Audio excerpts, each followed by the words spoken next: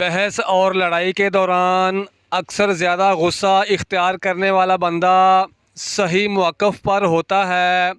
اپنی نعمتوں کو ان لوگوں کے سامنے ظاہر نہ کریں جو آپ سے حسد رکھتے ہوں۔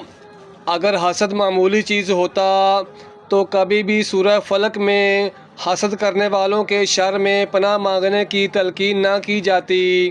راجے قول کے مطابق مسلمان والدین کے بچوں سے سوالات قبر نہیں ہوں گے، مشرکین کے بچوں سے سوالات قبر ہوں گے یا نہیں۔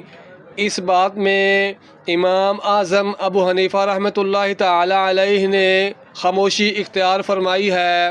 بعض علماء کرام نے فرمایا کہ مسلمانوں کے بچوں سے بھی سوالات قبر ہوں گے، لیکن منکر نکیر سوال کر کے بچے کا جواب سکھا دیں گے اور بچہ